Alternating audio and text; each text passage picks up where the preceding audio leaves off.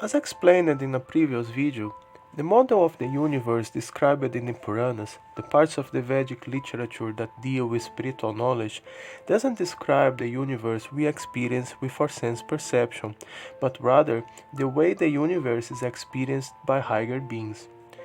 The model of the universe described in the Puranas is focused in describing the different planetary systems, giving us a map of the different realms of the cosmos and the standard of consciousness one has to develop to access each of them. Although described as disks, these different planetary systems are more like different levels of consciousness that one has access to according to his purity and advancement in spiritual knowledge. In other words, the Vedas give us a map that helps to understand where we are and what is the path to reach the desired destination. The material universe is incredibly big and complex, and a soul can follow innumerable different paths, transmigrating from one body to the next in the wheel of samsara. By understanding this process, we can chalk a brighter path for ourselves and help others. The secret to understand this explanation is to not try to match these different locations with different stars and galaxies, but to try to understand the different levels of consciousness of the inhabitants there. In a previous video, we explored the conception of reincarnation explained in the Bhagavad Gita. We are not the body, nor the mind, but a spiritual particle of pure consciousness, who is independent of the body. Just as one may change his clothes, abandoning the previous ones that are old or damaged, a soul changes to another body when it becomes too old or damaged. When a soul abandons one particular body, we call it death, and when he accepts a new body, we call it birth. This is a cycle that is going on for a very long time. The Vedas explain that there are 8,400,000 forms of life in this universe, amongst which there are 400,000 species of intelligent life, spread through the different planets. Different from the modern scientific definition that classifies species according to their capacity of generating viable offspring, the species described in the Vedas describe different levels of consciousness. A dog living on a different planet may have a different type of body and thus not be able to mate with a she-dog from Earth, but still they are considered one species, according to the Vedas, since they have the same level of consciousness.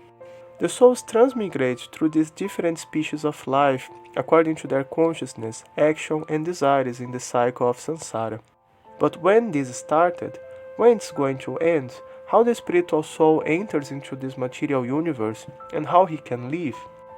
It's explained that every soul has an eternal relationship with Krishna, a spiritual identity that is eternal and unbreakable. This identity is the true ego or the real identity of the soul. How the soul can go from this position of eternal bliss to the perpetual struggle in the material world is a mystery. However, when this happens, the journey of the soul inside the material realm starts in the Corona ocean, on the border between the spiritual plane and the material energy. Just like to enter a country, one has to pass through its border. Similarly, the Corona ocean is a border between the two worlds, a borderline position between the spiritual and the material. The Corona ocean contains the sum of the material energy, but in an unmanifested state. One way to see it is as an ocean, like is described in poetic language. Another is as a cloud, an unmanifested mass that covers part of the spiritual sky. In order to create the material universes, Krishna takes the form of Mahavishnu, who lays down in the Corona ocean, creating the material universes and impregnating the material energy with the innumerable souls which desire to take part in the material creation. In the Corona ocean, the soul is still in an almost pure state and enjoys a degree of spiritual bliss. However, desiring variety, the soul assumes the covering of the false ego, which brings him to material designations. False ego means to accept an identity that is not one's original spiritual position. Under the influence of the false ego, the soul accepts the identity of human beings, demigods, animals, and other species. The false ego leads to the other coverings of the soul, intelligence and mind, that form the subtle body, the senses, and finally the gross body. We examined these coverings in a previous video. The Corona ocean is the ultimate destination for the followers of the Sunyavada doctrine, Buddhists, who call it Nirvana. This is a place where one is free from material duality, but doesn't have access to the varieties of the spiritual kingdom. Souls can stay there for a long time, in perfect peace, but the desire for variety makes them eventually fall into the material universes. Descending from an almost pure state, the soul takes his first birth in Satyaloka or Brahmaloka, the most elevated planet inside this material universe. There he lives a very long life, full of knowledge and free of miseries. In fact, it is described that the only suffering the inhabitants there experience is compassion for the inhabitants of the lower planets that don't enjoy the same standard of living. Due to this, some of these inhabitants take birth in the lower planets as philosophers and spiritual teachers to share their knowledge and thus help others to progress in the spiritual path. The question is that although very long, the life of the inhabitants of Brahmaloka is limited. Time ticks for them the same way it ticks for us. When the time comes, they need to move out. The problem is that being Brahmaloka the most elevated planet in the universe, there are only two possibilities: to get out and go back to the spiritual realm, or to go down to some of the lower planets. The souls that become further entangled with matter go down the second path and take birth in one of the upper planetary systems situated directly below Brahmaloka, Tapaloka, Janaloka or Maharloka. These are subtle planetary systems where high pious souls live. The ones that are very pure and attracted to meditation live in the first two, while the ones that are attracted to discipline and pious deeds for the benefit of others live in the third. Again, the soul has the choice of going up or down. The ones that are serious about self-realization may attain liberation and go back to the spiritual planets, or even take another birth in Brahmaloka, but others that become yet more entangled with matter go down, taking birth in Swagaloka, the celestial planets. In these planets, pious souls live in great delight, having the opportunity of satisfying their sensual desires.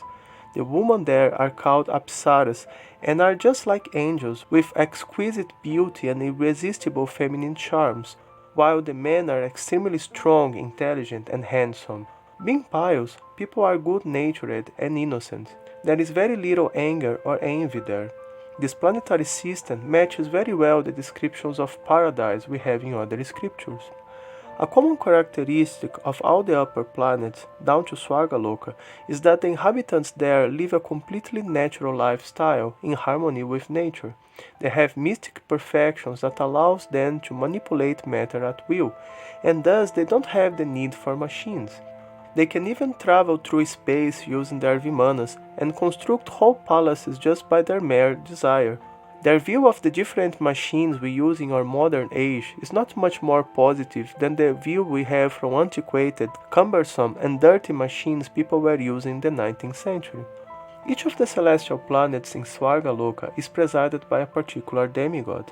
These are empowered beings that have control over the forces of nature and execute chores related to the maintenance of the universe, as well as maintaining the inhabitants of their own planets.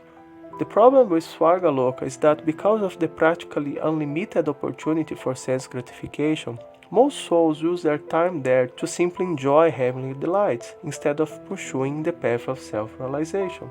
Therefore, after a long life there, 10,000 celestial years or 3.6 million years of our time, the soul falls again. The ones that have a little bit of pious credit left take a last birth in heavenly conditions in one of the earthly kingdoms of Bhumandala or Bhuloka. There, the inhabitants have gross bodies almost like us, but they still enjoy a comfortable living standard. Not as good as the inhabitants of Swagaloka, but still quite comfortable. These celestial locations are just like vacation resorts, where the ones that are falling from higher realms or that performed pious deeds in the past are allowed to stay for some time to satisfy their remaining material desires. Instead of dollars or euros, the stay there is paid by one's good karma. However, just as one has to leave a resort when his money finishes, one has to leave these heavenly locations when his past merits are exhausted. Having exhausted his pious credits completely, the soul takes his next birth in this earthly planet. It's described that the souls fall down to this realm with the rain. They get thus transferred to different plants that grow grains. Taking shelter in these grains, the soul is transferred to the semen of a man and finally to a fetus when there is conception. This is the place we are now. In the next video, we will continue our explanation of the Vedic universe, exploring life in the lower planets and how a soul can make his way back, going this time upwards, back to the higher planetary systems, or achieve liberation, going back to the spiritual sphere. To be notified when the next videos come, subscribe and click on the bell button. If you are appreciating these videos, don't forget to like and share. If you have any question, comment or curiosity, use the comments. I will be answering them for some time.